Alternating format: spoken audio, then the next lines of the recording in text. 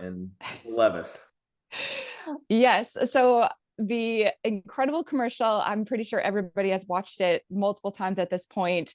It's absolutely hilarious. Check your pulse if you don't find it funny, but the Hellmann's mayo actually doesn't contain the best ingredients from a nutrient standpoint. It's always better to make your own mayonnaise because you can swap out some of the omega-6 oils with some omega-3s.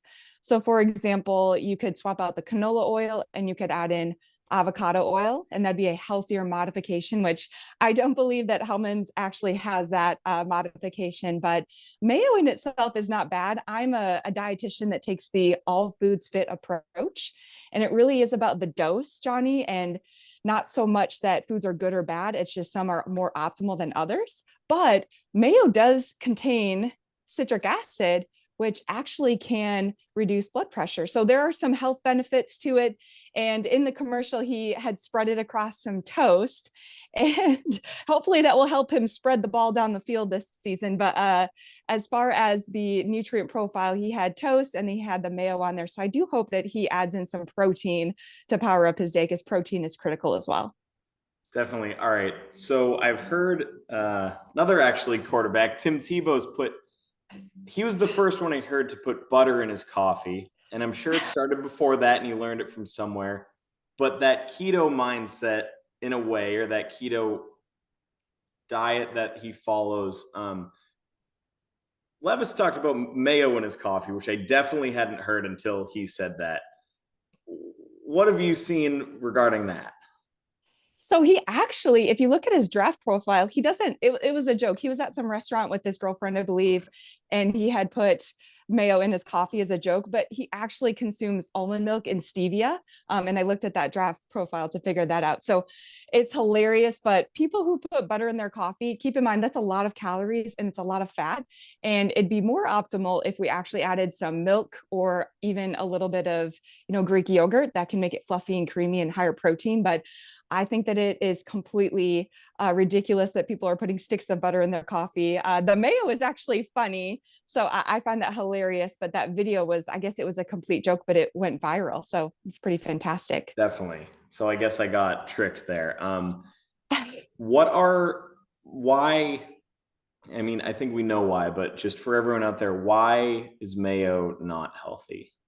Or why has it been considered not healthy? Excuse me. Yes, no. And as a dietitian, I always want to create a healthy relationship with food because we work with a lot of young athletes. So mayo is consumed in a serving size that can be very healthy. But when you're putting mayo on your toast in the morning and then you're having it at lunch without any protein, and then you're also having it at dinner, it is a lot of fat. There is a lot of saturated fat in it. It also has eggs. It's overall the caloric intake that really people need to be mindful of. So if you're just using, a tablespoon or even, a couple of spreads here or there, it is not bad, but it's those that are chronically consuming it because it does have a lot of calories and a lot of fat. And fat is not bad. Fat is good for us, but we have to have the right omega-3s over too many omega-6s. So omega-3s help also reduce inflammation in the body. So mayonnaise in itself is not bad. I actually think it's really awesome to see a professional athlete doing a partnership with something that is not alcohol related. I think he's a positive role model. I think it's fantastic. And mayo is obviously a healthy option, but if you can make your own at home, much better, because then you can actually swap out some of those oils and then put in the olive oil or avocado oil that I had mentioned before. All right. So you work with athletes. I can only talk so much about mayo. If I can put you on the spot here for a sec, sort of for my curiosity too, what are some, I don't know, misconceptions or myths you see for like a young athlete these days that's they're told, or you see it a lot, whether it's on social media or wherever things are seen, and you think it's wrong and you want sort of the record corrected? Well, if we had an hour and you gave me a microphone and a stage, no, just jokes aside. Honestly, Johnny, kids need to go to bed. They need to put the phone down. They need to pick up breakfast. They need to eat more high quality protein, fruits and vegetables. There's also a lot of misinformation about carbohydrate intake. So with the keto, tying that in, there's this misconception, I don't know where it came from, that athletes don't need carbohydrates. we do need carbohydrates because carbs fuel muscle and brain. And especially those young athletes that are growing and developing a body, they require a great deal of carbohydrates and overall calories. So one myth that I would love to see go away, and I don't know if that will ever happen, but we'll fight the good fight, is getting our kids to eat 3 to 4 balanced meals with a fruit, a vegetable, a protein, a carbohydrate. That would be a fantastic place to start. And if they put that phone down and they grab some protein and carbs like Greek yogurt and berries before a workout, instead of using a energy drink or a pre-workout, those things are so dangerous and they're so unnecessary for our young athletes. Yeah, if your body's still growing, this pre-workout stuff is what I thought was not the right thing to do. It's not. They're incredibly dangerous. And there's a reason why the American Academy of Pediatrics has recommended no more than 100 milligrams of caffeine for our kids. And really, we're not getting our energy from caffeine. Caffeine doesn't give us energy, it blunts the fatigue response. So kids actually would get more energy if they got 9 to 11 hours of sleep. They had some protein and carbs 2 hours before a workout, and then refueled with protein, carbohydrates, and fluid thereafter.